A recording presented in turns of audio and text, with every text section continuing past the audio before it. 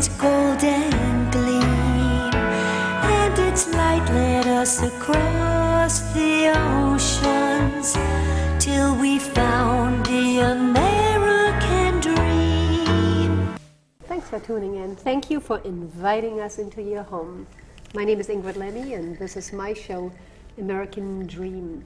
A show about people, their hopes, their dreams, their family heritage, and their unbelievable realities. As a matter of fact, my guest today here at Gurney's Inn overlooking the ocean is definitely a miracle man, I can assure you of that. Meet Carl Darenberg, please, everybody. Carl, thanks for being on my show today. Thank you, Ingrid. Carl Darenberg, all Montauk man, definitely a Montauk local, who had open heart surgery just 2 weeks ago. I'm doing fine, thank you. Paul Monty, our Chamber of Commerce president in Montauk, he called me one day, a couple of weeks ago, and he said, do me a favor, interview Carl as long as we have him. It was supposed to be a joke, of course, because honestly, I wouldn't know. Nobody would know that you actually had I did very, very well for the surgery. Yes, yes. I wanted to go home the next day, actually. I went home 3 days later, I started going back to work. Unbelievable. It's amazing how they do surgeries today. It's really come a long ways. Yes, yes. Carl Darenberg is a well-established, has a well-established business since over 50 years in Montauk. That's As a matter of correct. fact, it's a family business. And my father started the business back in the early 1950s. Mm-hmm. My father actually comes from a very strong fishing family. Yes. His father fished. Yeah. No, don't tell me Montauk has sure. anything to do with My fishing. grandfather was a big fisherman. Yeah. They used to go back and forth to Florida, as a matter of fact, on their 38-foot sport fish boat, and travel back and forth between Montauk and West Palm Beach during the winters. Yeah. My father Because they couldn't make him living here in the winter. Yes, that's correct. My Yes. father actually married a Tuma.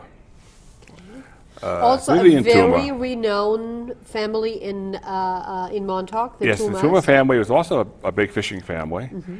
They owned several tackle shops in Montauk. Mm-hmm. Actually, the one tackle shop they're very famous for is the one downtown next to Shagwan. Mm-hmm. My grandfather was a big surf caster.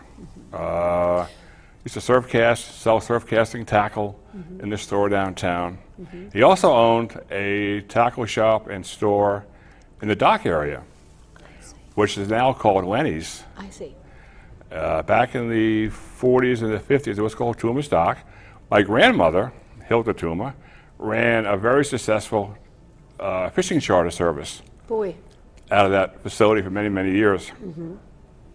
And by the way, Lenny's was just sold last week for, Oh, it is sold. I believe it's sold, yes, I see. as well as Salvars. But my grandparents actually are from a very, very, very big fishing family. Actually, my great-grandmother, who came over to Ellis Island, married a baker, who is one of the East Hampton founding families on the East End. No. And they actually were lighthouse keepers for a short period of time. Okay. And then, of course, Now, that's that how it must all have got been started. interesting. So they actually physically lived in the lighthouse? Yes, they did. Wow. And they were living in they were living in a round house, right? Yes, very well. Cool.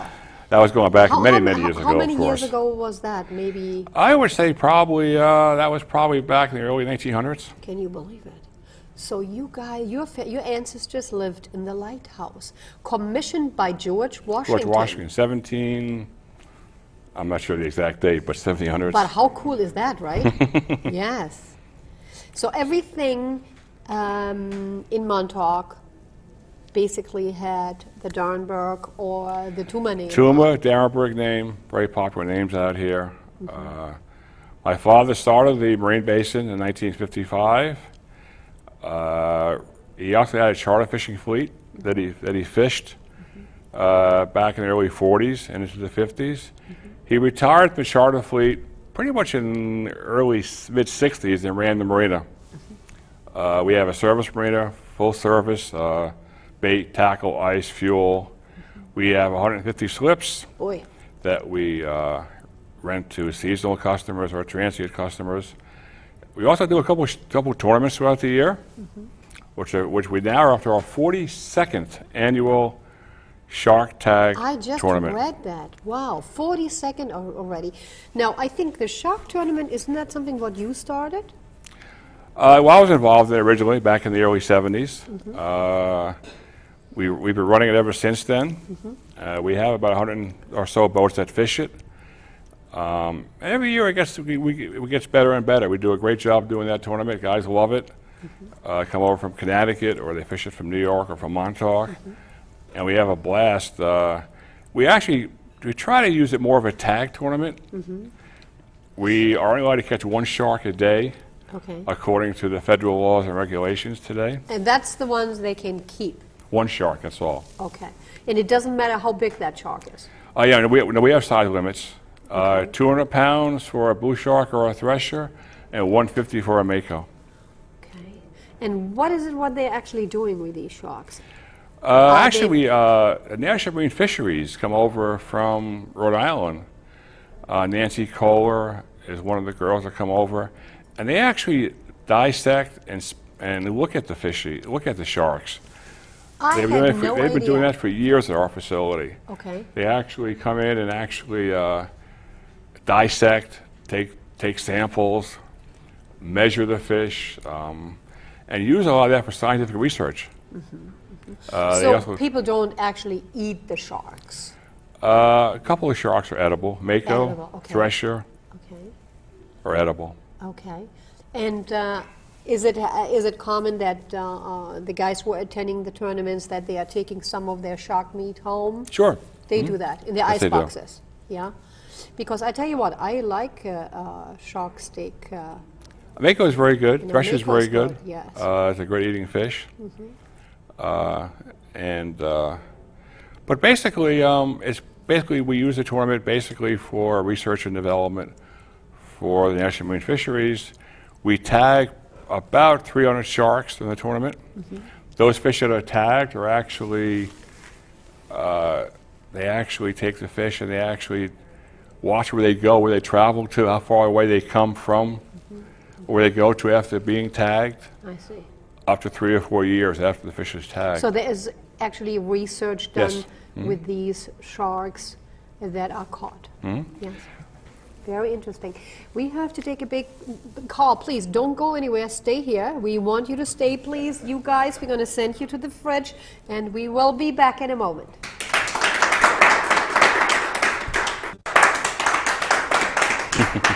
Got a new haircut, guys. Thanks for staying with us. And Carl Darenberg here. Carl is the owner of one of the most famous and oldest, I may say, marinas in Montauk. For those who are watching us out there in the tri-state area, Montauk is at the very tip of Long Island, where you basically fall into the ocean if you would go any further. We're 120 miles out into the ocean. We are. And we are And of about course, we are 100... surrounded by water, Yeah. the Sound Yeah. on the north side, and the Atlantic Ocean on the south side. Yes. We are about 100 miles, about 68 miles from the continental shelf, where a lot of the fish today are caught. Montauk is really probably one of the, I read the other day, we were one of the rated seventh in the world in fishing spots. Yeah, you bet. It's definitely a fishing capital of the world. We can fish year-round, both on a commercial level, recreational level. Boats come from Connecticut, stop off at Montauk before they go fishing. Boats come from Jersey, Rhode Island, and a lot of boats come up from Florida. I bet. A lot of boats come up from Florida to go fishing in Montauk. Do you think it has something to do with that famous Montauk Blitz? The Blitz, Yes. yes. The Blitz is very popular in the fall. We have a blitz of striped bass and bluefish that come through the surf. They feed on small bait, and they surround the surface by actually attacking these small bait fish. The birds go crazy. We also have another good fishery here that takes place pretty soon now. As soon as the temperature of the water drops a little bit, we have some herring that move in. Yes. And the Yes, I herring heard fishery that. is very good in the fall for striped bass. Yeah. So Montauk is definitely one of the fishing capitals of the world, both not only for inshore fluke fishing, striped bass, blue fishing, sea bass, and porgies, but also very popular for the yellowfin tuna, big-eyed tuna, white marlin, blue marlin, and of course the shark fishery that takes place in the early part of the spring and summer of the year. But we have a lot of fishing out there. Do you like fishing? Oh yeah. I don't have much time for fishing too much anymore. I mean, that was my next I question. run the marina. That's a full-time job. We have about 20 employees. My job is starts at 5 o'clock in the morning. 20 employees, that's it? Between 20 and 25 in the summertime. 150 boat slips. 50 Man, boats. you must be working a lot, Carl. My job starts at 5 o'clock in the morning. Yeah, And I usually don't go home until about 7:30, 8 o'clock every day. yeah. 7 days a week, of course. You haven't got time during the season to take any time off. And we do a big business with fuel. We sell a lot of fuel, a lot of fresh bait, frozen bait. We supply dockage to a lot of the boats. We also do another thing, which is kind of interesting. We also do a lot of sell to a lot of the commercial fleet. Montauk is the largest commercial fleet on Long Island.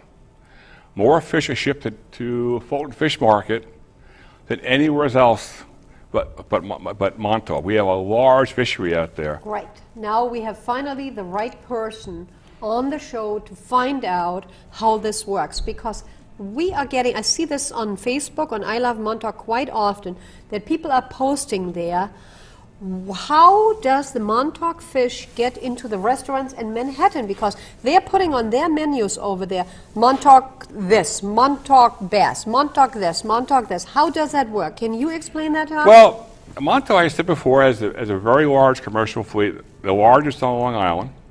The fish come in on these vessels. They are boxed up in boxes, either 70 pounds or 100-pound box. They are transported daily by big 18-wheeler trucks that drive into the city. Boy. And they are sold on the open market in the city. And that's how the fish become part of the industry. But how does the fish get on that truck? Is there a middleman who consolidates all this, who buys all this every day from the boat? Yes, there are Inlet Seafood, which Yeah. is a conglomerate of fishermen over on the East Lake side. Yes. Don't they also have a restaurant, right? They have forklifts, Yeah. and they have pallets, and they actually drive the pallets of fish onto the trucks, Can you believe it? and they go to different fish markets. Is that in where the they city. do this? Pardon? Is that where they do it, that at Inlet? Yes, Inlet, and also there's another dock called Montauk Fish Dock Okay. next to the dock bar. Yeah, They do it there also. I see. And Now we they've been doing know. that for years. And the fish get shipped to New York to different purveyors in the city, and they get sold, and they pay the fishermen. But Carl, your business, part of your business, is these over 150 boat slips.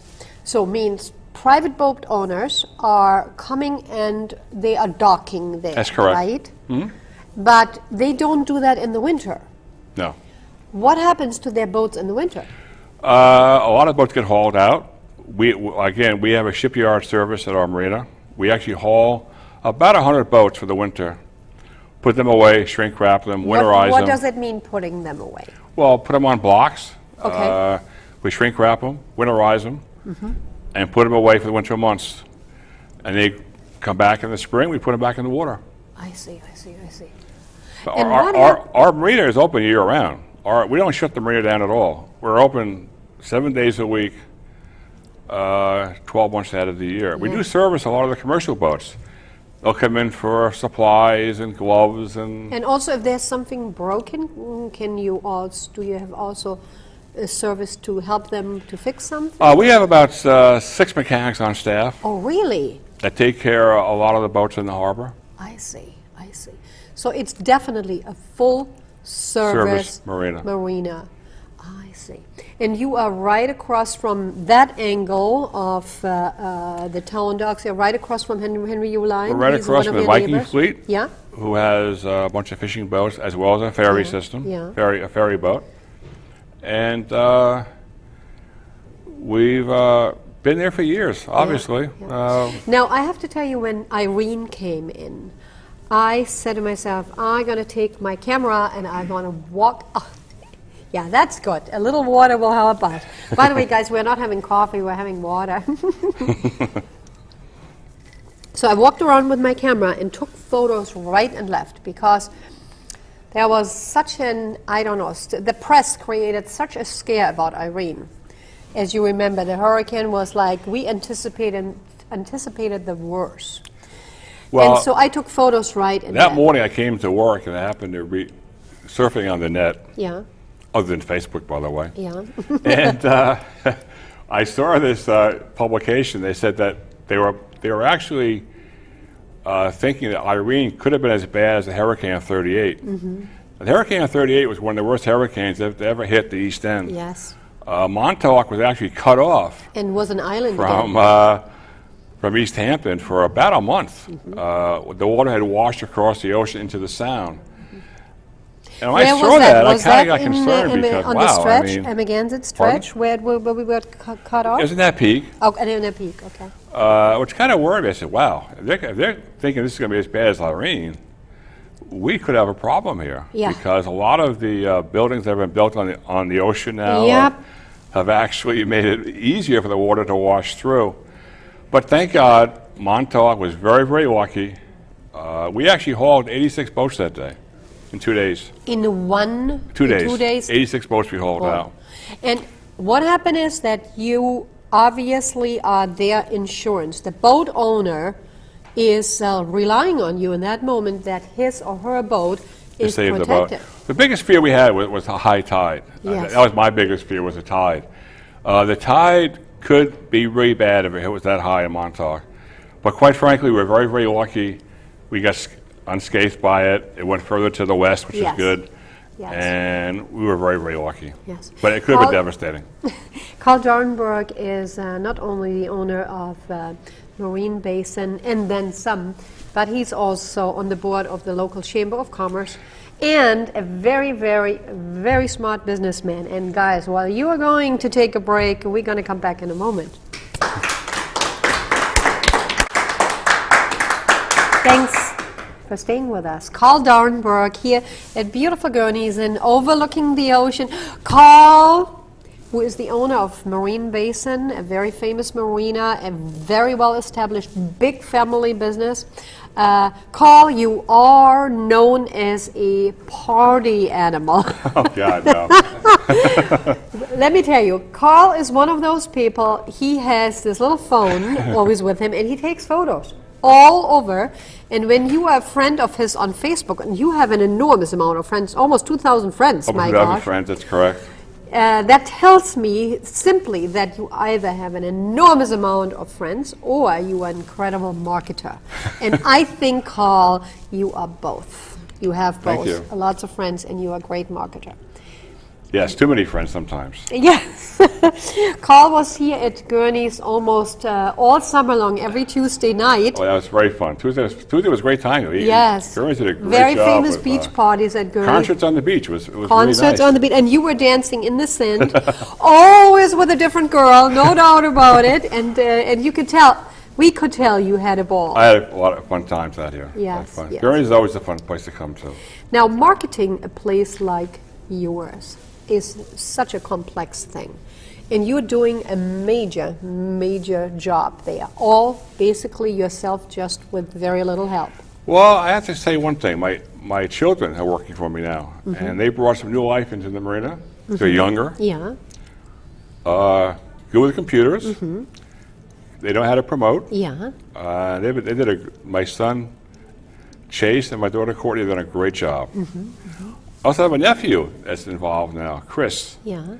Done a great job with the shipyard. He runs all the equipment for me. Mm-hmm. And that's the future of Montauk, the younger people, which is And great. people who grew up in Montauk, who know about the life, our country life, our Montauk winter life, for instance, who have seen it when there is really not much going on. People always say, gee, what do you do in the winter in Montauk? Yes. Same thing I do in the summer. I have fun.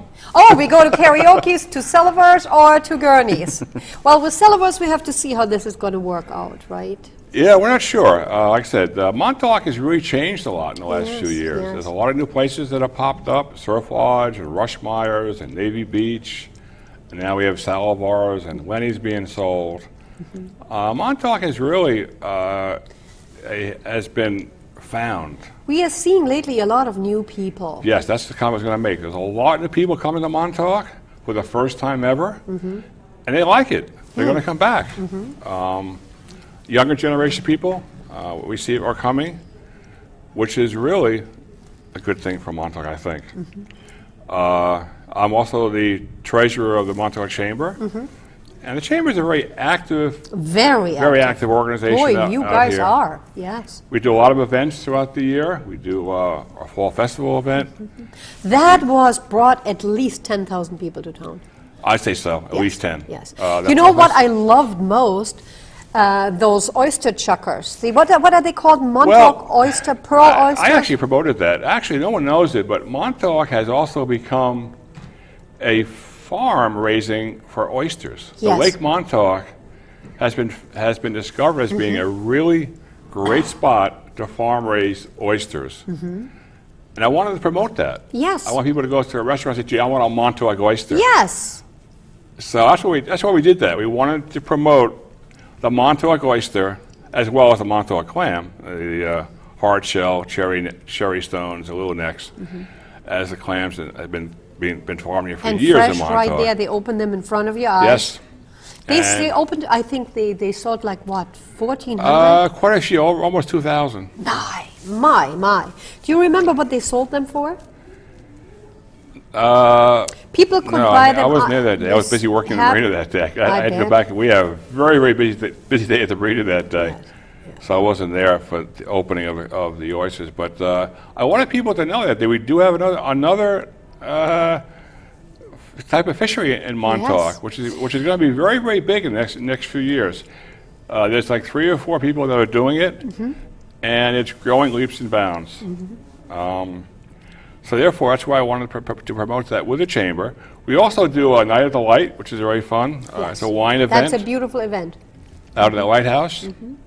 Long Island wines are served, and right under the lighthouse, and there is a beautiful tent. Yeah. And you guys are doing that once a year? You know? Yeah. You have a very, very active chamber. And I tell you what, your chamber director is a true marketer. She is a good marketing person. Definitely. It's very important. And after all, let's face it, with you as a board of directors, all these people under one head, it can't be easy. You know, Oh. this one says this one says. We know how the chambers work, but obviously you guys are promoting Montauk as a whole, and it works for Montauk. Yes, it does, very much so. It does work for Montauk. St. Patty's Day Parade's a very big parade out here Oh. in Montauk. Now, there you did a very smart thing. You said, you know what, we do not want any additional trains coming to Montauk because Of the younger people. the younger people, and who are very, not that we have anything against younger people, it is just we had certain incidences over and over again with alcohol and Yes. abuse of alcohol, and we didn't want that. Well, this year the parade started at 10 o'clock in the morning, No! early this year.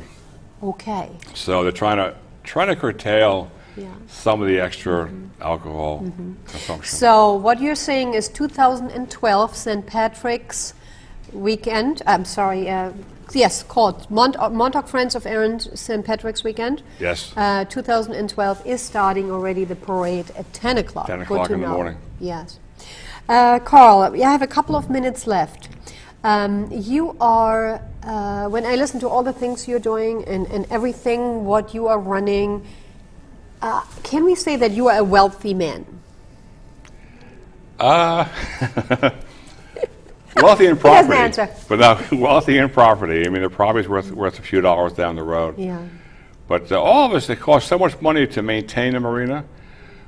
I would have to say a lot of the money that we make goes back into maintenance. The dock maintenance is a Must big be one. tremendous, right? We had to put fuel tanks in 2 years ago. That was $1 million I spent on fuel. Boy. So between you and me, yes, I may be wealthy in land, but when it comes to the pocket, Yes. Not like it should be.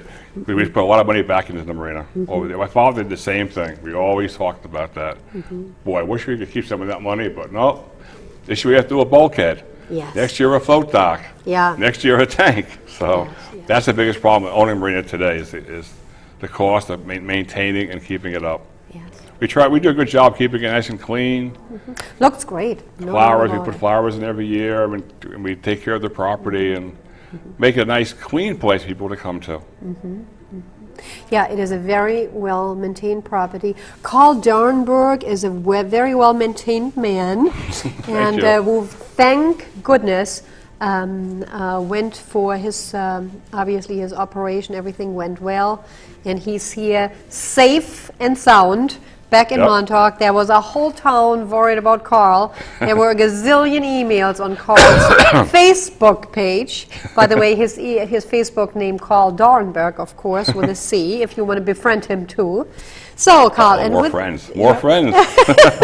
and with that, on that note, we Thank you, have to Ingrid. say goodbye to everybody. Thank you all for having Carl, me. thank you for being on my Thank show. you. Thank you very much. Thank you. I found a new life in America, the land of opportunity. From